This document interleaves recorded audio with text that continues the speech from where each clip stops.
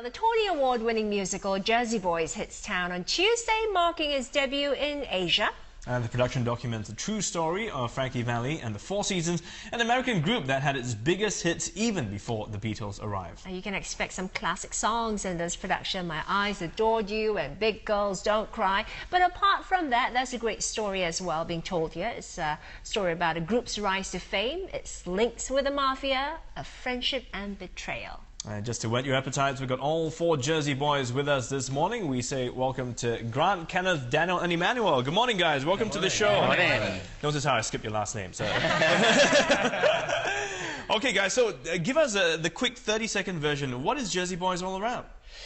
Well, basically what you said, it's about friendship, it's about family, it's about these four guys that came up from, from a very poor background, and how they rise to fame and they stardom, and how they sold millions and millions of records and had so many hits. They had so many good songs that people don't know that they were the ones that actually produced these songs. Right. Yeah, and how the group sort of came about and falls apart, and all the different guys in the group. So and we threw in the mafia just to add there's a link. It's around that era and the time, and a lot of the mafia was from New Jersey, which is the area that they come from. So they grew up with this background, this Italian mafia background. So yeah, some of them have, especially Tommy. Yeah, has a little bit of a, he wants to be a I'm Daniel Bass. Tommy's my character. And tell us a bit more about your characters then. I mean, what's the charm about Tommy? The charm about him is that he's a talker, so he can come across very charming and endearing, and then he can snap into being quite a malicious, evil guy, But yeah, I think he can be a kind of fathering figure, Right. So that's his charm. Did you all, were you given the role, or did you have a choice of which character you wanted to play? Well, we auditioned for the show with obviously certain characters in mind, and I think we pretty much got what we wanted. Well, tell us about the rest. What about the rest? Who plays what? Emmanuel? I play Nick Massey, who's the bassist. He's the silent one. He's the one who just sits in the background and watches everything happen and watches the story unravel. He was the genius, really, behind all their vocal brilliance, the harmonies and everything. So, and that's basically Nick. He was a bit of an OCD character, so a bit of a genius there, yeah. And Kenneth, what about you? What attracted you to your character? Well, Bob Gordillo, he's the real musician of the group in terms of, besides from Nick Massey. He didn't come from a kind of poor background like the rest of these guys. He came from Bergenfield, which is just outside of Jersey, like the middle class area. So he's the quiet, laid-back guy that he watches and observes everything, he's there in the background, but his presence is in the room, if that makes sense. Right. The piano player, music writer, he's the songwriter for the group.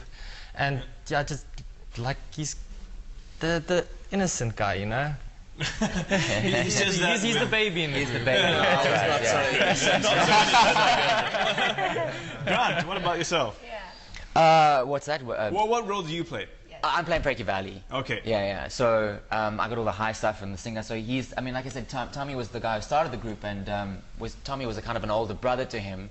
And because Frankie had the voice, and at the time Tommy was sort of struggling to hold the group together, or to find a group actually to get some clubs to sing and stuff. Like, he brought Frankie in and sort of trained him up and taught him sort of the ways of life. And Nick taught him how to, about singing and don't push too much, and how to get his voice out there and stuff like that. So these guys really brought each other up, But yeah, so Frankie's, he has like a very big arc in terms of he started off as the young guy, and then at the end becomes the lead singer, and sort of comes into his confidence. And his voice is unique, Frankie's voice. So it really is. Did you have that naturally? Well, I suppose you had to have a little bit of the range, but in terms of a lot of the quality and stuff like that, it's got a lot of work. It's been taking a lot of work still, even now. You know what I mean? Like, you got to keep up my vocal regime and my vocal exercises and stuff like that. So what's your favorite part of this whole production? I mean, you've got the music, you've got the dance. I mean, it's all fun, but for you, were you a big fan of the whole story, therefore, it's great to be involved, or is there something else for you? I think we've been swept up by the story. The more we've got into it, the more the greater the love we formed for the show and their story and the music. A couple of us got the chance to go to New York for rehearsals before we started rehearsals in Johannesburg in South Africa, and we saw the show on Broadway. So that alone sparked our excitement, and then now getting to do what we saw those guys do is incredible. Do you feel the bond among the four of you, like, you know, how the four of them were back in those days? That's absolutely. There you go. The same drama, the same love-hate relationship. We haven't got that far yet. Well, it's also the Four Seasons. Well, the music's a bit older. One might think that the younger generation is not going to take to this. I mean, what do you say to that? Because the songs may not be as familiar. Well, I mean, the thing is that their songs have been covered by so many new artists as well. I mean, like Lauryn Hill did a version of "Can't Take My Eyes Off of You" from the Fugees, and it was like, you know, so many of their songs have been redone in modern ways, but it's still their songs. And you listen to them, and you listen to the original recording of them, and the songs have the same soul. They're still the same song. It's amazing that how over generation from generation to generation know all these songs and have access to these songs because their songs are so good that they just keep coming back all the time throughout the eras. You know what I mean? I mean, because they started in the late 50s, all the 50s, and then all the way through to present day. I mean, that's a long time for these songs. That's why we call them classics. I think everyone will appreciate them, right? People keep putting their little spins on them, but essentially you can tell it's their songs. The essence of yeah. Well, just one last word to our viewers. If they attend your show, what can they expect? What would you like to say to your Singapore audience? Expect to be blown away. And expect a story. It's not just the music, but a story as well. And it's touching.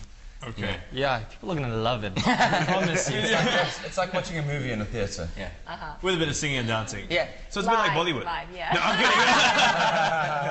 kidding. In Jersey. All right, guys. Well, thanks for coming in. All the best. Yes. All the best Thank for the you. production. Thank you so much for that. A cast of Jersey Boys. They're here, of course, in Singapore. They're beginning their Asian tour on Tuesday, November 20th.